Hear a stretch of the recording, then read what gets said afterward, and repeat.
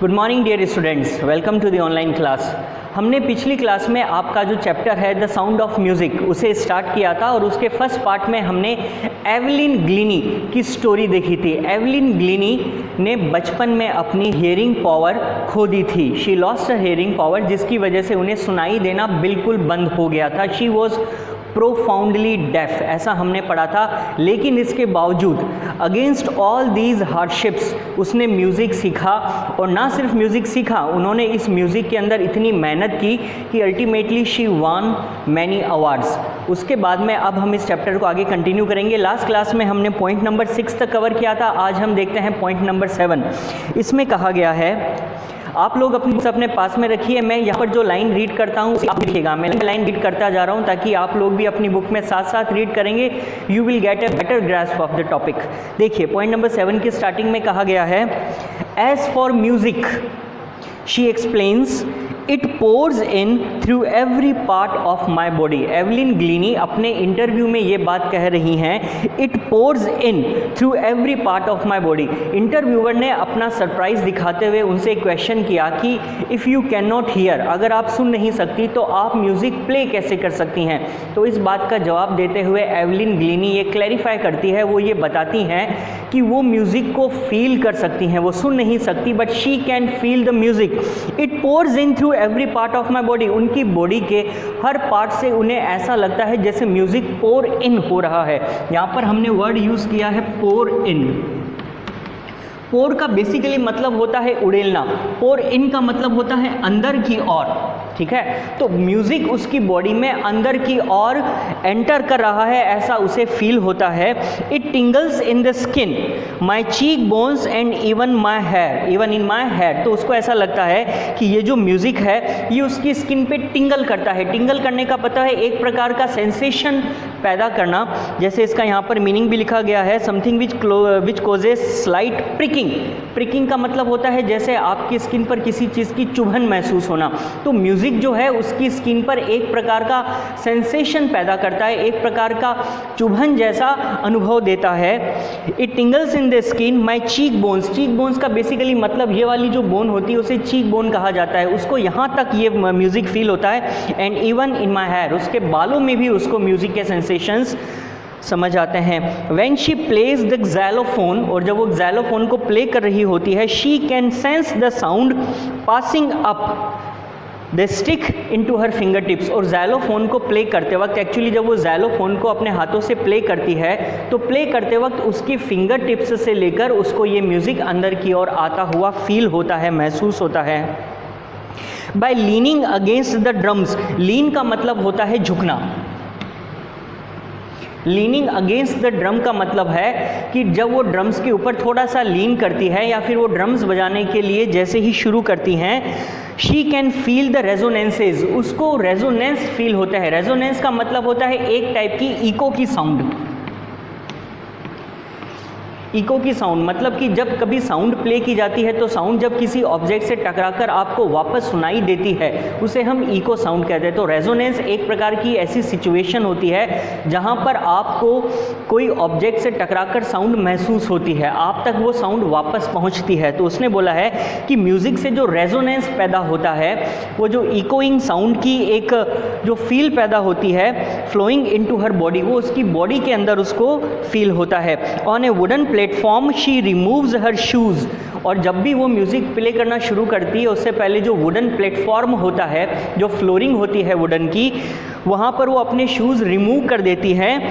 That so that the vibrations pass through her bare feet and up her legs, ताकि वो जो music के vibrations हैं, जो कंपन है, वो वाइब्रेशंस उसके बेयर फीट का मतलब जब उसने कुछ भी पैरों में पहना हुआ नहीं है तो उसके फीट बेयर फीट हो गए। उन बेयर फीट से उसको म्यूज़िक के जो सेंसेशंस है, जो वाइब्रेशंस है, वो उसकी लेग्स में ऊपर आते हुए महसूस होते हैं। इसका मतलब बेसिकली वो ये कहना चाहती है कि she does not need hearing power, उसको ज़रूरत ही नहीं है हियरिंग की। She can feel the music, और जब कोई म्यूज़िक फील करता है तो एग्जैक्टली जैसा हम लोगों को म्यूज़िक सुनकर महसूस होता है, she can feel the same way, उसको वो म्यूज़िक फील करके भी वैसा ही महसूस हो सकता है। So that is how she can play musical instrument so well. ये उसने अपने इंटरव्यू के अंदर बताया था और आप समझ भी गए होंगे इसके बारे में। नेक्स्ट देखते हैं आगे, उसने पॉइंट नंबर 8 में कहा है, not surprisingly Evelyn delights her audiences, वो हमेशा अपने ऑडियंस को डिलाइट करती है, उन्हें खुशी पहुंचाती है। इन 1991 she was presented with the royal Philharmonic societies prestigious soloist of the year award. 1991 के अंदर उसको रॉयल फिलहार्मोनिक सोसाइटी का जो एक प्रेस्टिजियस अवार्ड है, प्रेस्टिजियस का मतलब प्रेस्टीज, इंग्लिश में जो ये जो वर्ड है प्रेस्टीज, प्रेस्टीज का मतलब होता है इज्जत या फिर सम्मान। तो ये जो एक prestigious soloist of the year का अवार्ड था वो उसे मिला, जिससे उसको काफ़ी प्रेस्टीज मिली। Says master percussionist James Blades, जो उसके मास्टर परकशनिस्ट हैं जेम्स ब्लेड्स, उन्होंने ऐसा कहा, God may have taken her hearing, भगवान ने चाहे उसकी हियरिंग पावर ले ली है, उससे छीन ली है, but he has given her back something extra ordinary, लेकिन हियरिंग पावर के छीन लेने के बावजूद भगवान ने, गॉड ने उसको एक और पावर दी है जो बहुत एक्स्ट्रा ऑर्डिनरी है, और वो क्या है? Musical power. What we hear, हम क्या सुनते हैं, शी फील्स, वो उसे महसूस करती है, far more deeply than any of us, शायद हम लोग सुनकर उसे इतना डीपली फील नहीं कर सके जितना डीपली वो उसे बिना सुने फील कर सकती हैं। That is why she expresses music so beautifully, और वो म्यूज़िक को हमसे कहीं ज़्यादा डीपली फील कर सकती है, इसलिए शायद वो म्यूज़िक को इतना ब्यूटीफुली एक्सप्रेस कर सकती हैं। ऐसा उसके परकशनिस्ट जो उसके मेंटोर थे उन्होंने उसके बारे में ऐसा कहा है। पॉइंट नंबर 9 में कहा गया है, Evelyn confesses that she is something of A workaholic, और यहाँ पर एवलिन कहती है कि वो एक प्रकार से वर्कोहलिक हैं।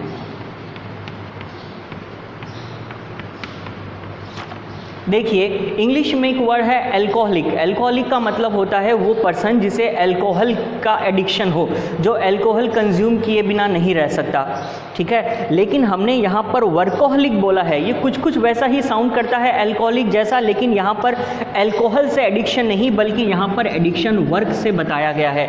सो अगर कोई ऐसा पर्सन हो जिसे काम करने का एडिक्शन हो, जो काम किए बिना नहीं रह सकता, he can not live without doing any work, वो कभी भी खाली बैठना पसंद नहीं करता, उस पर्सन के लिए वर्ड यूज़ किया जाता है वर्कोहलिक। तो बेसिकली वर्कोहलिक का मतलब है person who likes to keep himself busy with work, जो हमेशा कुछ न कुछ काम करते रहना चाहता है, जो हमेशा काम में कंज्यूम्ड रहता है, उस पर्सन को वर्कोहलिक कहा जाता है। तो एवलिन भी अपने बारे में एक कन्फेशन देती हैं कि वो एक वर्कोहलिक हैं।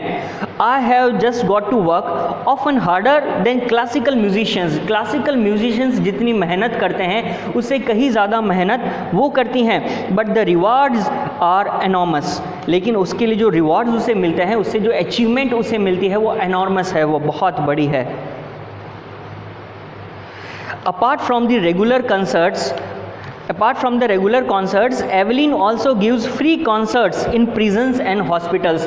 रेगुलर कॉन्सर्ट्स के बावजूद वो हॉस्पिटल्स में और प्रिजन्स में भी कई प्रकार के कॉन्सर्ट्स देती हैं। She also gives high priority to classes for young musicians. इसके अलावा जो यंग म्यूजिशियंस है, जो इस फील्ड में नए आते हैं, उन लोगों को वो हाई प्रायोरिटी पे क्लासेस देती है। प्रायोरिटी का मतलब है प्राथमिकता। जब आप किसी चीज़ को ज़्यादा प्राथमिकता देते हैं किसी काम के बजाय, तो आप उसे प्रायोरिटाइज कर रहे हैं। सो प्रायोरिटी का मतलब है कि वो बाकी सब कामों के बजाय उसको ज़्यादा इंटरेस्ट लेके करती हैं, उसको ज़्यादा प्राथमिकता देती हैं। Ann Rishlin of the Beethoven Fund for Deaf Children says, यहाँ पर एक पर्सन का इंट्रोडक्शन दिया गया है, एन रिचलिन, जो कि Beethoven Fund for Deaf children उसको चलाती हैं। उसके लिए उन्होंने बोला है, she is a shining inspiration for Deaf children. वो डेफ चिल्ड्रन के लिए एक प्रकार की शाइनिंग इंस्पिरेशन है। जो बच्चे डेफ हैं, अगर मान लीजिए वो म्यूज़िक को अडॉप्ट करना चाहते हैं, वो म्यूजिशियन बनना चाहते हैं, तो उन्हें एक प्रकार की इंस्पिरेशन लेनी चाहिए एवलिन से। They see that there is nowhere that they can not go. और एवलिन को देखकर शायद उन्हें यह महसूस हो कि ऐसी कोई जगह नहीं है जहां वो नहीं जा सकते, ऐसा कोई अचीवमेंट नहीं है जिन्हें वो गेन नहीं कर सकते। यानी कि डेफ स्टूडेंट्स अक्सर डीमोटिवेटेड रहते हैं, वो अपने हैंडीकैप को लेकर डीमोटिवेटेड हो सकते हैं कि वो डेफ हैं इसलिए वो कुछ नहीं कर सकते। लेकिन एवलिन डेफ होते हुए उन्होंने बिल्कुल एक कॉन्ट्रास्टिंग फील्ड चूज़ करी, जो डेफ के लिए हम लोग कभी भी इन अवर वाइल्डेस्ट मेमोरी भी हम ऐसा सोच नहीं सकते, हम ऐसा कह ही नहीं सकते कि एक डेफ स्टूडेंट म्यूज़िक को कैसे ऐड लेगा, लेकिन एवलिन ने ये करके दिखाया। सो दैट इज़ वाई वो एक प्रकार का इंस्पिरेशन है डेफ चिल्ड्रन के लिए। नेक्स्ट पॉइंट में देखिए, Evelyn Glennie has already accomplished more than most people twice her age. Twice का मतलब होता है डबल, उसकी एज से ज़्यादा, मतलब उसकी एज से दोगुना लोगों ने जितना कुछ अचीव किया है उससे कहीं ज़्यादा एवलिन इतनी कम एज में अचीव कर चुकी हैं। She has bought percussion to the front of the orchestra. उसने ऑर्केस्ट्रा के फ्रंट में यानी ऑर्केस्ट्रा की मेन स्ट्रीम में परकशन को लेकर आया है।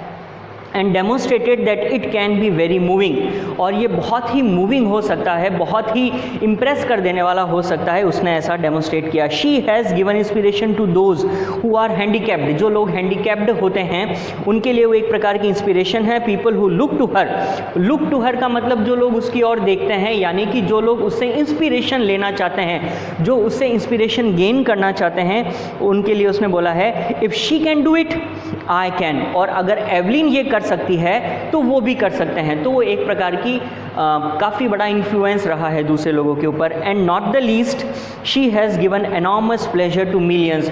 और सिर्फ ये बात ही नहीं है कि डेफ होने के बावजूद वो इतनी बड़ी म्यूजिशियन बन पाई, वो इंस्पिरेशन रही, उसके बावजूद उन्होंने इतने मिलियंस ऑफ पीपल को इतने अच्छे म्यूज़िक से इंट्रोड्यूस करवाया। उसने जो म्यूज़िकल क्वालिटी प्रेजेंट की वो एक प्रकार का एनॉर्मस प्लेजर देती है। मतलब एक बहुत खुशी की बात है मिलियंस ऑफ पीपल के लिए, जो लोग म्यूज़िक को पसंद करते हैं वो लोग एवलिन के इस इन्फ्लुएंस से बहुत ही ज़्यादा इंस्पायर्ड होते हैं, ऐसा इसमें कहा गया है द साउंड ऑफ म्यूज़िक के फर्स्ट पार्ट में। आई होप आपको काफ़ी हद तक समझ में आया होगा। अब मैंने आपको डायरेक्ट समरी बताने के बजाय लाइन बाय लाइन इसे रीड किया है, ताकि अगर आपको कोई वर्ड पर्टिकुलर वर्ड का मीनिंग नहीं आता हो तो वो भी आप समझ सकते हैं। नेक्स्ट हम लोग कंटिन्यू करते हैं इसी का पार्ट 2। पार्ट 2 का नाम है the shehnai of Bismillah Khan. आप लोग जानते हैं बिस्मिल्ला खान जिसे कहा जाता है शहनाई माएस्ट्रो, जो कि शहनाई के बहुत बड़े गुरु थे और उन्होंने काफ़ी ज़्यादा नाम इसको लेकर कमाया। बिस्मिल्ला खान के बारे में ये टॉपिक है, हम इस टॉपिक को भी पढ़ना स्टार्ट कर देते हैं। देखिए इसके शुरुआत में कहा गया है, उनकी फ़ोटो के नीचे एक कैप्शन है, वो देखिए, think of the shehnai and the first thing you will probably imagine is a wedding और ए सिमिलर ओकेजन और फंक्शन। अक्सर आप लोगों ने वेडिंग में या इस प्रकार के कोई मिलते जुलते फंक्शन के अंदर शहनाई को बजते हुए सुना होगा। जब भी हम बात करते हैं शहनाई की तो हमेशा हम एक शादी वाला माहौल इमेजिन करते हैं। The next would probably be उस्ताद बिस्मिल्ला खान। और अगर शहनाई के नाम से आप किसी पर्सन को इमेजिन कर सकते हैं तो वो नाम होगा उस्ताद बिस्मिल्ला खान का। The shehnai Maestro playing this instrument, क्योंकि उस्ताद बिस्मिल्ला खान ने एक ऐसी इमेज बना ली थी सब लोगों के सामने कि लोग जब भी शहनाई का नाम सुनते तो वो लोग बिस्मिल्ला खान को इमेजिन करने लगते। तो उनके बारे में ये टॉपिक है। हम स्टार्ट करते हैं पॉइंट नंबर 1 से।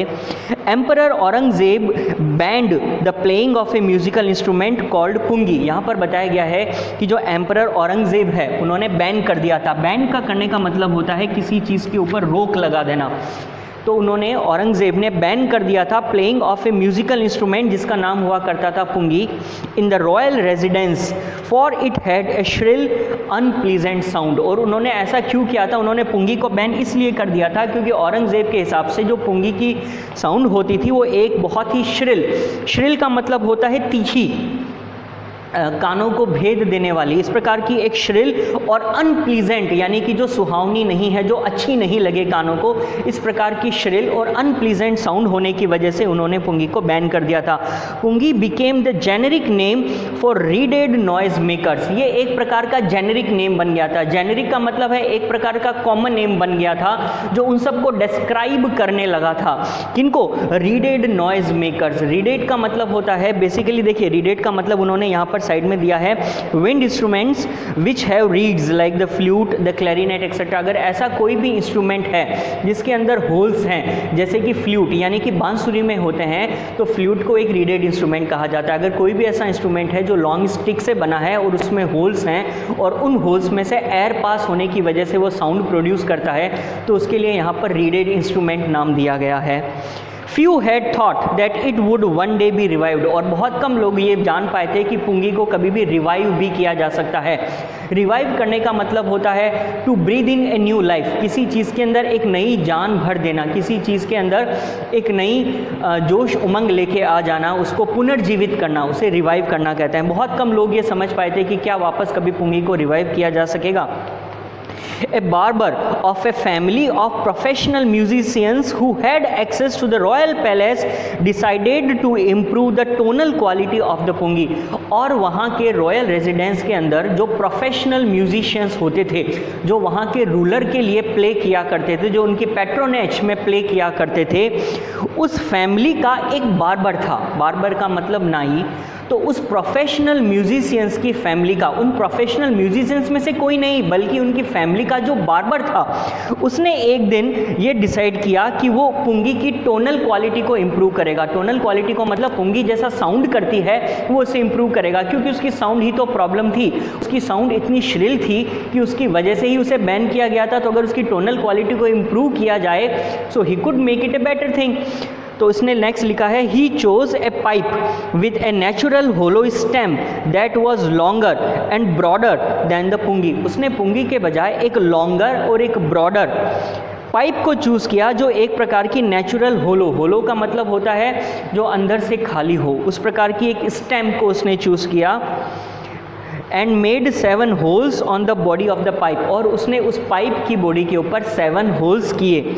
When he played on it closing and opening some of these holes soft and melodious sounds were produced. ऐसा कहा गया है कि जब उसने उसको प्ले किया तो अब काफ़ी मेलोडियस साउंड उसमें से प्ले हुई।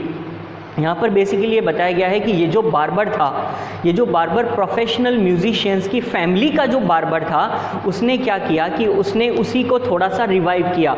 उसने पुंगी वाले आइडिया को लेकर उसने उसमें थोड़ा सा चेंज किया। उसने मॉडिफिकेशन क्या किया कि उसने एक होलो स्टेम ली और उसके अंदर 7 होल्स किए, और ये जो होलो स्टेम उसने इसके लिए चूज़ की है वो पहले से बड़ी है और ब्रॉड है। इसकी वजह से उसकी टोनल क्वालिटी फिर थोड़ी सी इम्प्रूव हुई। आज हम यहीं तक रखते हैं इस चैप्टर को। नेक्स्ट क्लास में हम इसको आगे कंटिन्यू करेंगे, सेकंड पार्ट को द शहनाई और बिस्मिल्लाह खान।